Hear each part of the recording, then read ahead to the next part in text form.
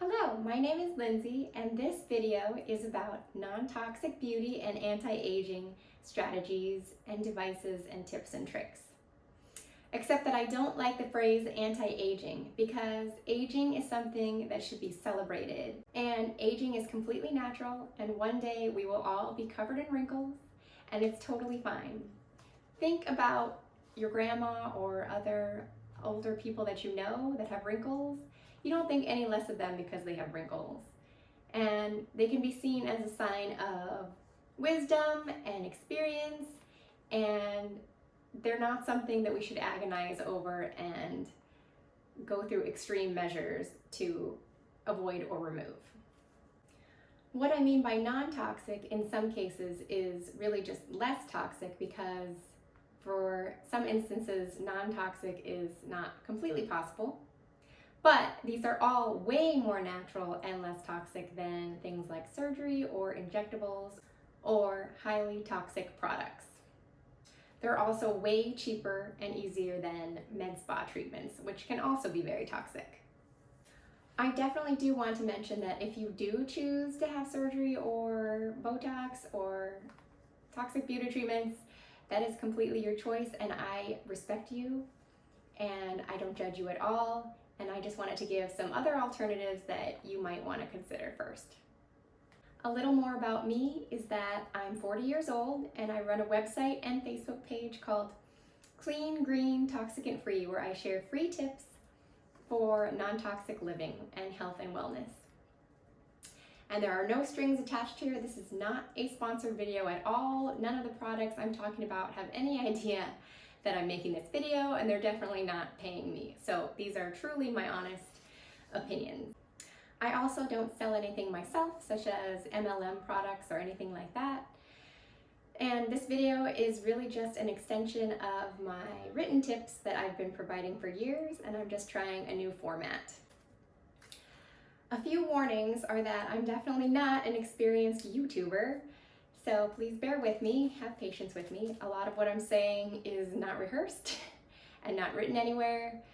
I'm looking directly into the camera, not at a reflection of my face.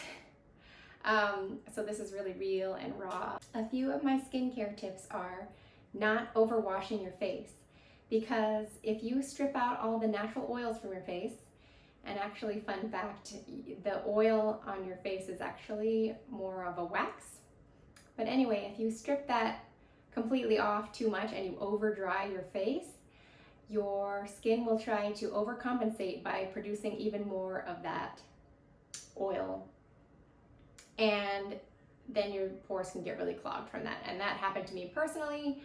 I used to wash my face many times a day because I grew up in that age of oil-free everything products and oxy pads, which are basically alcohol pads, which are really bad for your skin. Anyway, I was completely stripping my skin of all the oil, and my skin broke out really badly. I had acne for a very long time, all through my teens and well into my 20s.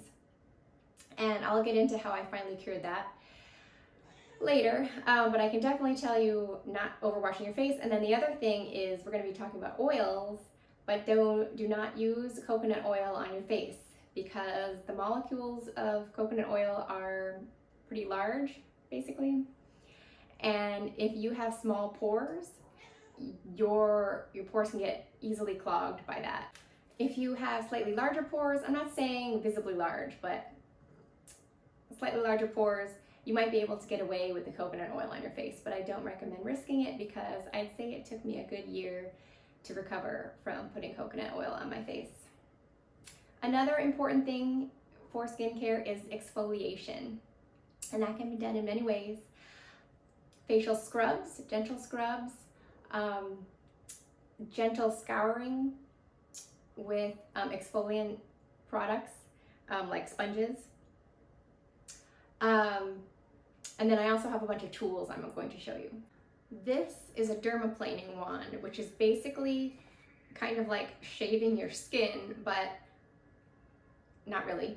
And this video, none of this video is going to be a tutorial. I'm not actually going to be demonstrating how to use all these things, because there's plenty of other tutorial videos out there, but I'm just going to be giving an overview.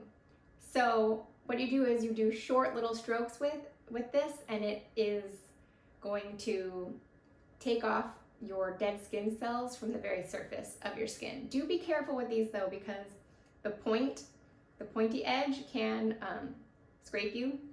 So be careful when you're using it to avoid digging that point into your skin. Another tool I use is a microdermabrasion device, and when you turn it on, it vibrates and it has a suction.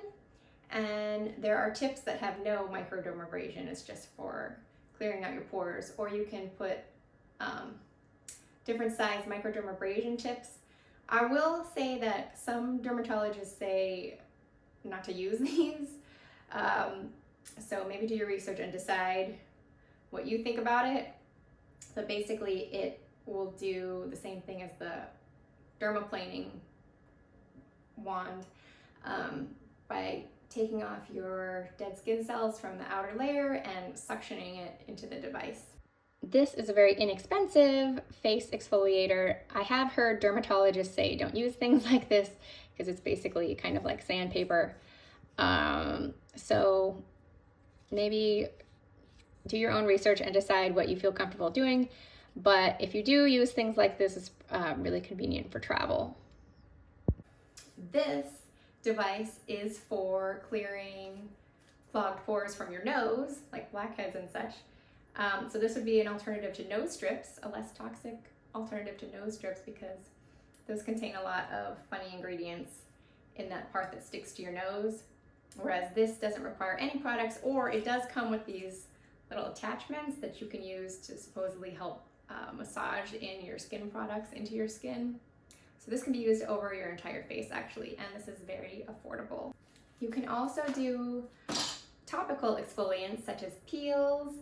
One thing that I have is from Mad Hippie, and it's an AHA exfoliating peel with peptides, glycolic, and lactic acids. And these are gentle acids, alpha hydroxy acids, that will help slow off that dead layer of skin and help reveal the newer, softer layers underneath. Another product for microdermabrasion is from Mad Hippie, and it's called Microdermabrasion Facial. I actually got this for my arms because I have keratosis pilaris on my upper arms, and I heard people say this is the only thing that worked for them. It did not work for me, so I won't be buying it again. But if you're interested in trying it for a facial, you could try this. I, for some reason, can't get myself to use facial masks of any kind. I just can't seem to work it into my routine. How I got interested in all this is because I started doing pageants at age 39. And honestly, I'm a little bit embarrassed to say that because I know there's negative connotations, but I do believe there are positive aspects of pageantry. It's not always as great as I hoped it would be. The reason I got into pageantry is it was another way to spread my messages about non-toxic living and healthy lifestyles, and I wanted to show that non-toxic beauty products could be used in such settings as pageants. Another part of the backstory of this is my own self-care journey. After I had my first child, she was an extremely difficult baby, and she had colic, and there was constant screaming and a lot of health difficulties. And I was barely sleeping and eating, and definitely did not have time for self-care at all. It was difficult to even get a shower in, and my self-care really suffered for years because of that. And I had a very, very bare bones, like water and a rough washcloth once in a while, wiping my face off type of routine. And so this has been about rediscovering, pampering myself, and putting a little investment into how I look, because I do believe there are mental health benefits to feeling good about the way you look. There definitely needs to be a balance, not going overboard and spending all your time and money focused on how you look and becoming too focused on the importance of looking great and losing sight of the fact that that's not the most important thing. But I used to be the type of person who could not leave my house without wearing makeup at all. Like even if I was just going to the drugstore next door to pick up some snacks or something, I had to have a full face of makeup. And if I were to see someone when I wasn't completely wearing a full face of makeup or didn't feel like I was completely polished and looking 100% good, I didn't act the same way around people. I was standoffish, I was negative, and people probably assumed that I didn't like them or I felt negative towards them, but really it was about how I felt about myself.